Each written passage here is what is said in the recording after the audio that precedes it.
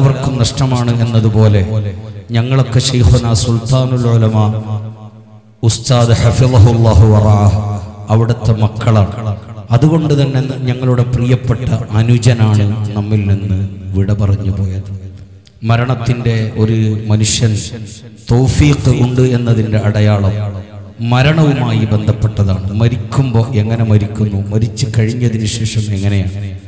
ഞാൻ മിനയിൽ നിന്ന് അറഫയിലേക്ക് പോകുമ്പോൾ അഭിവന്യരായ ഓലമുണ്ട് ഉസ്താദ് എന്നോട് വിളിച്ചിട്ട് പറഞ്ഞു, എൻ്റെ മകൻ്റെ സാഡു ഷരീഫ് സഖാഫി പ്രയാസത്തിലാണ്, ഹോസ്പിറ്റലിൽ അബോധാവസ്ഥയിലാണ്, ദുആ ചെയ്യണം എന്ന്.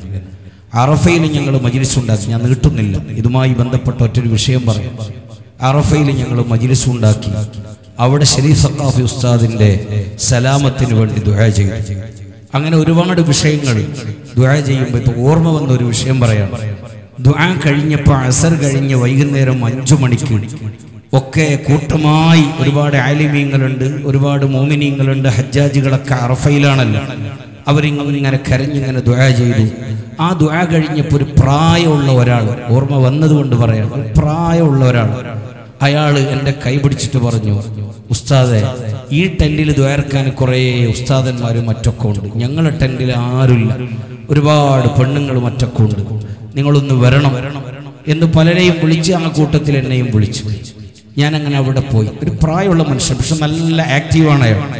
ഞാൻ പറഞ്ഞു ഇത്ര സമയത്ത് വരാം, 6:15 വരാം. ആരും ആളെ കൂട്ടാൻ പാടില്ല, കാരണം സൗദി അറേബ്യയാണ്, കുറച്ച് ശ്രദ്ധിക്കേണ്ട സ്ഥലം കൂടിയാണ്. പക്ഷെ അയാൾ നല്ല ആക്റ്റീവായ മനുഷ്യനാണ്. അയാൾ അങ്ങോട്ടും ഇങ്ങോട്ടും മറ്റും മറിച്ചൊക്കെ പോയി. മഹാനായ മദക്കതങ്ങൾ ഈ വർഷം ഹജ്ജിനുണ്ടായ ആളാണ്. ഹജ്ജ് കഴിഞ്ഞ് ഇപ്പോൾ 2 ദിവസമായാണ് വന്നത്. അവർക്കൊക്കെ ഈ വിഷയം അറിയുമെന്നാണ് ഞാൻ മനസ്സിലാക്കുന്നത്. ഞാനങ്ങനെ ആ ടെൻറ്റിലേക്ക് പോയി. ഇയാൾ എല്ലാ ടെൻറ്റിലും പോയിട്ട് ആൾക്കാരെ കൂട്ടി നല്ല ഒരു ആവേശത്തിലാണ്. അങ്ങനെ അവിടുന്ന് ദ്വാരക്കുന്നതിൻ്റെ ഇടയിൽ ഇയാൾ ഫലസ്തീന് വേണ്ടി ദ്വാരക്കണം ഉസ്താദെ, അവിടേക്ക് വേണ്ടി ദ്വാരക്കണം ഉസ്താദെ, ഞങ്ങളെ മൈക്കാലത്ത് ഈ മുസ്ലിമീങ്ങളെ കൊല്ലുന്ന കുറേ ആൾമാർ, അവർക്ക് ദ്വാരക്കണം. ഇങ്ങനെ ഒരു ആവേശത്തിൻ്റെ ഒരു മനുഷ്യൻ ഇപ്പോൾ ഓർമ്മയാണ്. എല്ലാം ദ്വാ കഴിഞ്ഞിട്ടാകുമ്പോൾ ആ മനുഷ്യൻ പറഞ്ഞ്, ഉസ്താദ് അറഫല്ലേ, നിങ്ങൾ എല്ലാ ആലിമീങ്ങളും ദ്വാക്ക് ഉത്തരം കിട്ടുമെന്ന് പറഞ്ഞല്ലേ, എനിക്ക് സ്പെഷ്യലായിട്ട് ഒരു 2 മിനിറ്റിനോ നിങ്ങൾ ദ്വാരക്കണം.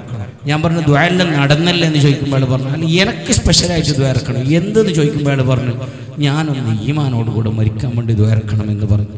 ഒരു മനുഷ്യൻ്റെ മൗത്ത് ഈമാനോടുകൂടെ ആയാൽ അത് വലിയ ഭാഗ്യമാണ്. അവിടെ അങ്ങോട്ട് ദ്വാ ചെയ്ത് അറഫയാണല്ലോ. തിരിച്ച് ഞങ്ങൾ മെട്രോയിൽ മുസ്ദലിഫയിലേക്ക് വരുമ്പോൾ വാട്സപ്പിൽ കാണുന്ന ആ പ്രായമുള്ള മനുഷ്യൻ മരിച്ചുപോയി. ഈ രൂപത്തിലുള്ള മരണം, അതാണ് മനുഷ്യൻ കൊതിക്കുന്നത്. അതിൽ പെടാൻ ഭാഗ്യം ലഭിച്ച ആളാണ്.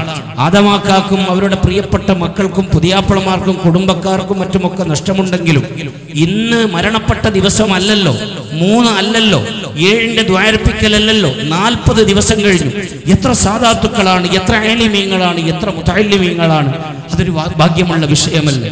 അത് നമുക്കും നമ്മുടെ ജീവിതങ്ങളിൽ ഒരു ഇബറത്തായി, നമ്മുടെ ജീവിതങ്ങളിൽ ഇനിയും ഒരു നല്ല രൂപത്തിൽ ജീവിക്കാനുള്ള ഒരു വഴിയായി അല്ലാഹു ഖബൂൽ ചെയ്യുമാറാവട്ടെ എന്ന് ദുആ ചെയ്തുകൊണ്ട് വാക്കുകൾക്ക് വിട. വസ്സലാമു അലൈക്കും വറഹ്മത്തുള്ളാഹി വബറകാതുഹു.